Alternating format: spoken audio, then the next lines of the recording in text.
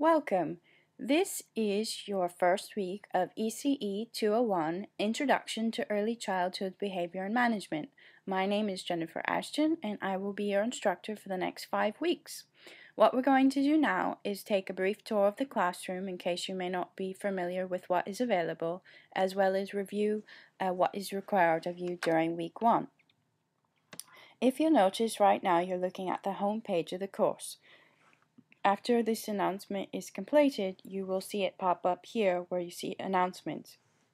Each week I will post an announcement that you will need to refer to that will go over what is specifically due.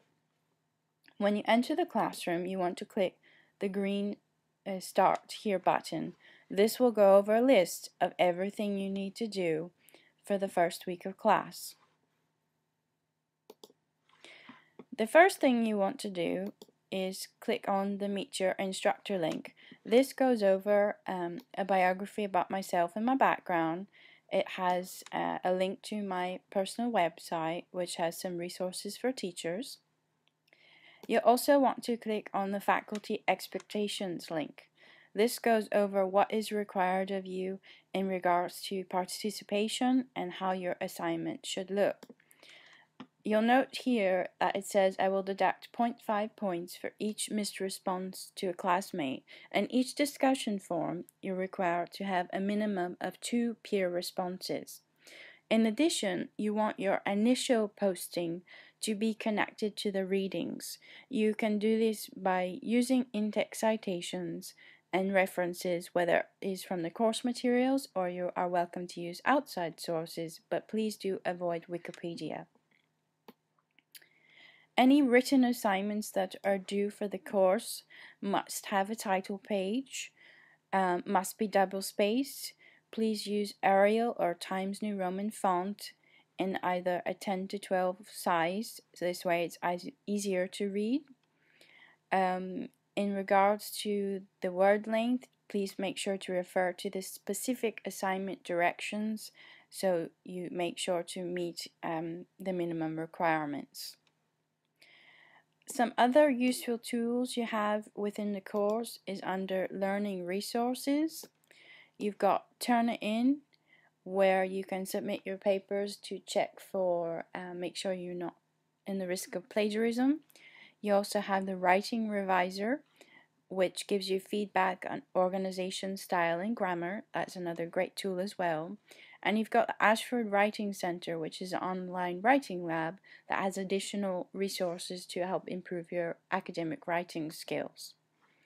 And in regards to references, you have the Ashford Library. So if you don't want to use your textbook or website, you can go into here to look for additional resources. Okay, in regards to week 1, you'll need to read the instructor guidance, which will be posted shortly. You will then want to go to Post Your Introduction, where you will post a biography about yourself so we can all get to know one another. In this section, you'll need to respond to at least 3 peers. Then you have 2 discussion questions and your written assignment. You'll notice here in the overview, your initial discussion postings for both the discussions are due by day 3. Now that does not mean your peer responses, it just means your first substantive posting. Your peer responses are due by day 7, which is Monday midnight of each week. Our weeks always begin on Tuesday and conclude on a Monday.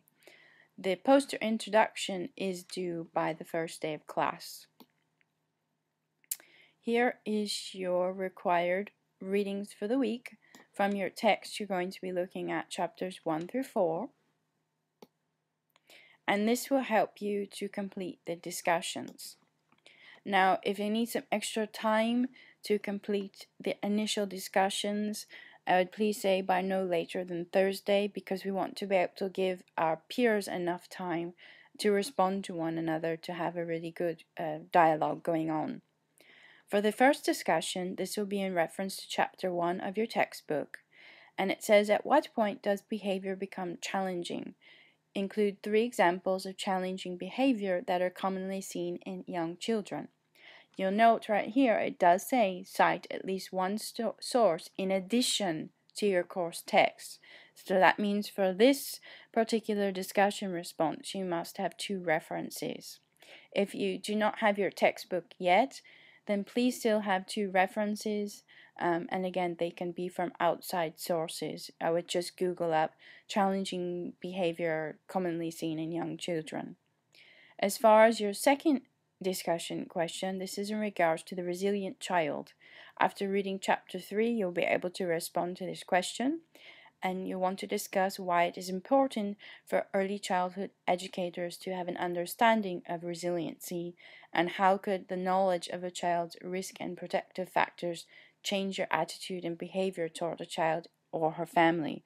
This is important because a lot of teachers will just look at the fact a child is misbehaving. You need to understand why a child is misbehaving, and if you understand the why, you're going to feel differently towards the child, because typically there is an outside factor impacting what is driving their decisions. In regards to the written assignment, it's titled Risk Factors of Behavior Summary, and you want to make sure to notice here too, it says a 2 to 3 page paper that considers the question here, why are some children more challenging than others?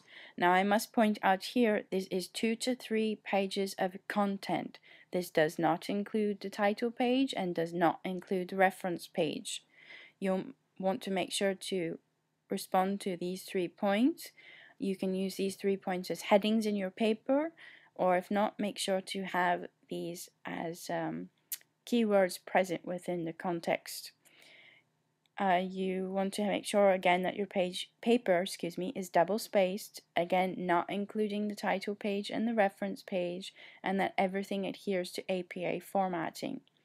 You must cite at least 2 scholarly resources, and you are welcome to use the textbook as one of them.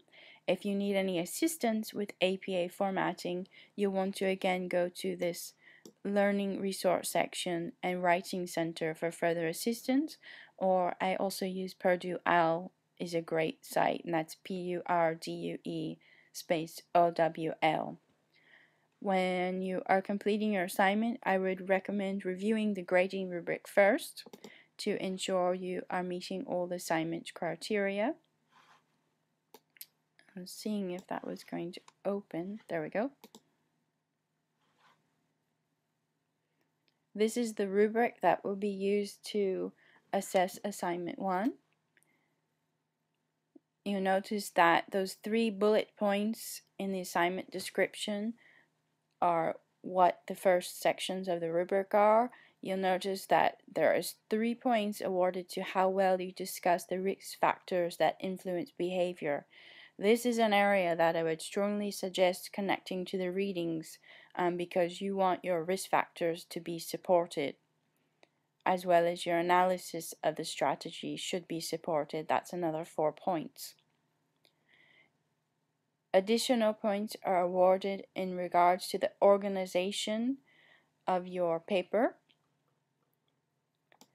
as well as spelling and grammar. And then finally, the APA formatting. And then, of course, the page requirement and number of references, which here we said was a minimum of 2 scholarly sources. So that is an overview of what is required to get started in the course, as well as what is specifically required of you for week 1. If you need anything, you can click this email link at the top of the screen here. If you have any technical issues, you click tech support. One other thing I wanted to point out is if you have any questions in regards to assignments, you go to this Ask Your Instructor. Any communication of a personal nature, whether it's grades or things going on in your lives, these must be emailed in order to abide by the privacy guidelines.